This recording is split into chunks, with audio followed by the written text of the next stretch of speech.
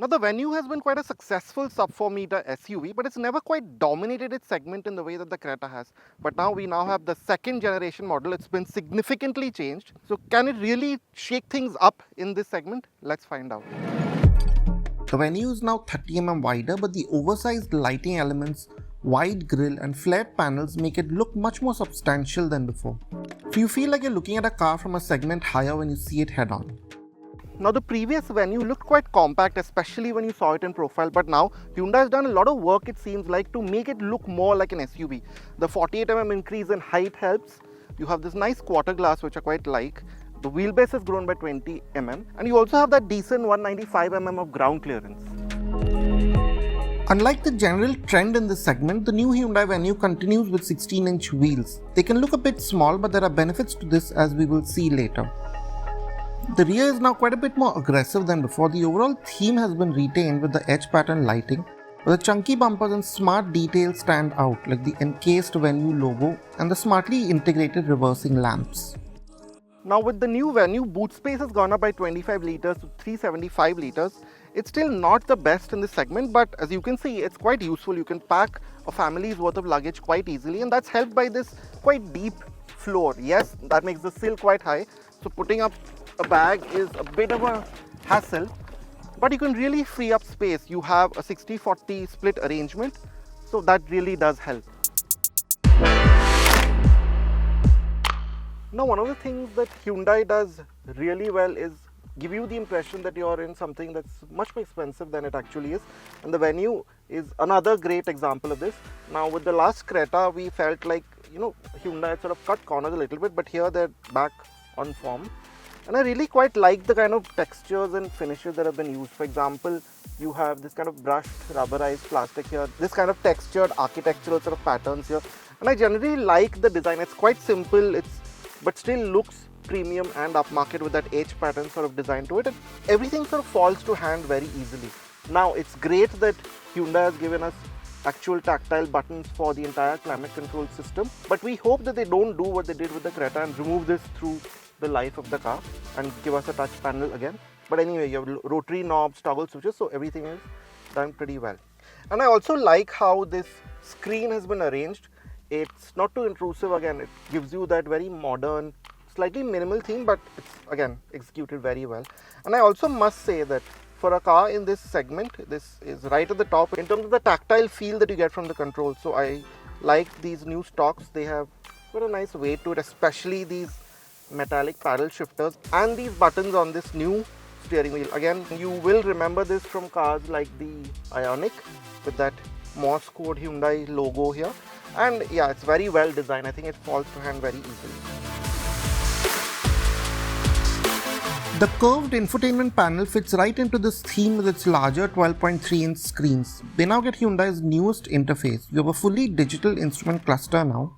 It's easy to read and navigate through menus with large fonts and fluid graphics.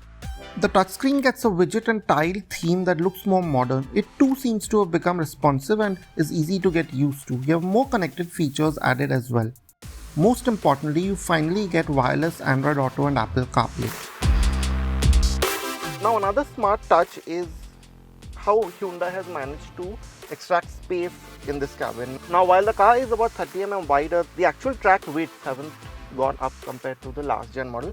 But you see how this dash has been pushed back. It's only about this wide, and similarly how slim these door panels are. So in the earlier Venue, you would always sort of hit your elbow on the door sill or the door pad. That doesn't happen anymore, at least for me. I think that's a big step up, and it generally comes with that roomy feeling. And I also must say that practicality is good. I have a very large and easy to access wireless sort of pad here. This space is quite usable, especially with the LED, so you can even put a phone here. There's a small space here. I really like the arrangement of these Type-C chargers where you can switch between charging and connecting to the infotainment. And this setup here, the cup holders are quite big, and I can also put my phone here, which is smart. And then of course you have a small space here, not the most useful, but it's there. And even the door cards are quite large. Now some of the things that I don't like in this cabin, I don't get fully powered seats. I think that is something that's a bit missing. I don't want to use the manual height adjustment, especially on the move. And I also don't get telescopic steering adjustment. Here are the features you get with the Venue. Safety too has been improved with level 2 ADAS now being added. It is also expected that the improvements to the structure will get the Venue a 5-star safety rating. Now you realize that Hyundai is sort of pulling the Venue after the Creta from the rear seat, because the shape of the rear seat will immediately remind you of the Creta if you're familiar with it. So while you have a bit more bolstering and cushioning than what we've seen in Hyundai cars before, and I must say that it worked. The thigh support is pretty good, especially here, considering what it was, it's pretty good. And you also have a good deal of bolstering in your sides, which Hyundai cars, at least from in this price point, have not had before, and I really quite like it. But having said that, the base is also quite flat, so 3 abreast here, especially if one of them is a small person, is quite possible. And yeah, of course, it's not as big as some of the other cars in the segment, but you will sort of manage. Now, one of the biggest complaints with the previous Venue was its rear seat space, and Hyundai has tried to address it. Yes, by no means is this the most spacious car in the cabin, but it's also not especially tight like how the earlier car was. So that 20mm wheelbase that has gone up, you notice that for me, I'm about 5'7", 5'8", the seat is set to my driving position. I have a good deal of knee room, and I have a good amount of space to sort of tuck my feet in. Yes, these rails kind of get in the way, but the seat being placed high helps. And of course, many of you may not like this, but you only get a single pane sunroof, but what that does mean is that you have massive headroom. Just look at the kind of headroom I have. And then of course, Hyundai does those small touches which really uplift the kind of feeling that you have in the cabin. And you notice that with these sunshades, the fact that this can actually recline, and you have the quite regular AC vents and Type-C chargers. Now, one thing that Hyundai has done, which I'm not the most fond of, is that while they have scooped out the seat back for more space, there's no real seat pockets. And also the door bins are especially small. There's just enough for one bottle. So in the back, there is going to be a little bit of an issue with putting stuff. The second gen Hyundai Venue continues with the same engine options as before. So the base engine is the 1.2 litre naturally aspirated motor with 83 PS and 115 Nm. But the version we spent most time with was the 1 litre turbo with 120 PS and 172 Nm paired with the DCT. We also briefly drove the new 1.5 litre diesel torque converter combo that makes 115 PS and 250 Nm. When you start driving the Venue, the first thing you notice is that you feel like you're in an SUV a lot more than earlier. So you have that commanding seating position, and that bonnet kind of flows out in front of you. You can see it, so that looks great. The earlier Venue didn't quite do that. And then you also have the seats. I think they're especially comfortable. They give you a lot of support for your thighs. They're cushioned just right. So we spent a couple of hours now driving the Venue, and we're not very tired. Now this is the 1 litre turbo 3-cylinder. Now the engine itself hasn't changed all that much, at least on paper, and it's paired with that 7-speed DCT. This drivetrain feels largely familiar, but you do notice minor improvements in the way that it's become more linear and quieter. It always had great NVH for a 3-cylinder, but that seems to have been improved. The DCT2 is functional like it has been earlier. It works seamlessly in everyday driving, but doesn't like to give you heavy, high RPM shifts. So it's a very calm experience, and also I think it's generally become more linear. So you always seem to have power on tap. There's a lot less hesitation. Now even the DCT at lower speeds or in lower gears is not struggling too much to pick the right gear. So yeah, that kind of neutral, easy driving demeanor that the Venue has, that's sort of been improved upon.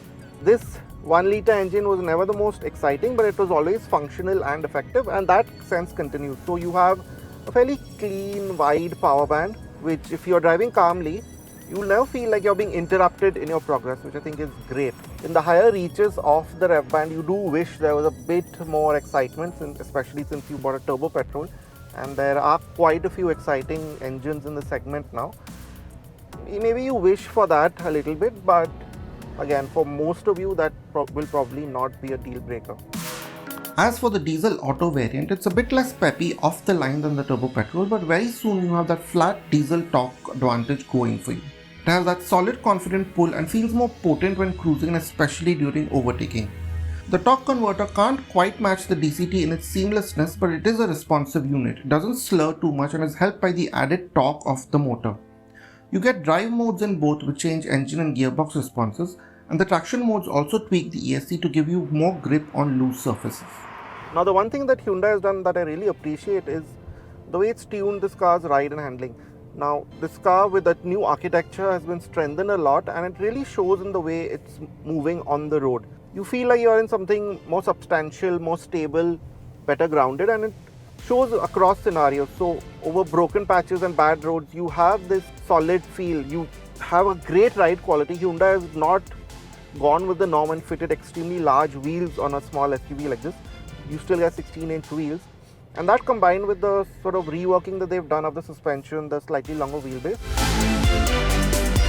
The Venue seems quite adept at our road conditions, so you notice that over broken patches, it absorbs a lot of it. Unless things get really bad where you're thrown around a lot, you have that kind of layer of cushioning between you and the road. And I also really like that the high-speed stability has grown significantly over the last car. The last Venue was not the most stable at high speeds, but here it feels steady and comfortable and confident. With the diesel and its added heft, there is a touch more springiness to the ride. So while it is still good, you do notice more vertical movement over uneven surface in this variant over the turbo petrol. The diesel also does feel a bit more nose heavy than the petrol around corners.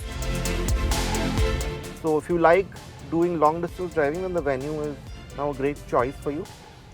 Now that does mean that, like I mentioned earlier, the Venue will not be for you if you're looking for a full-on enthusiast car. Now I do wish the steering was a bit more direct than it is. Yes, it's convenient, so in city traffic it's absolutely effortless to drive, as Hyundais have always been. But at higher speeds I do wish there was a bit more connection coming through the wheel, but otherwise you have that very, again, neutral kind of demeanor. So it doesn't roll too much, but it also doesn't feel especially well tied down or especially sharp around bends. But as something that will work every day for you without springing surprises, the Venue does the job. And I must say that given how comfortable the suspension is, this trade-off that Hyundai has made, I think, is quite smart and sort of works out for the Venue. Priced at Rs 14.74 lakh for the petrol and 15.69 lakh for the diesel top-end variants, the Venue is a pricey proposition. This is exaggerated by the fact that it's still not the most spacious car in the segment and misses out on a couple of features. That being said, it feels a big step up from the last model with its more solid, comfortable driving demeanor and comes with a cabin ambience that's very close to the top of this segment. The good road presence helps its case too.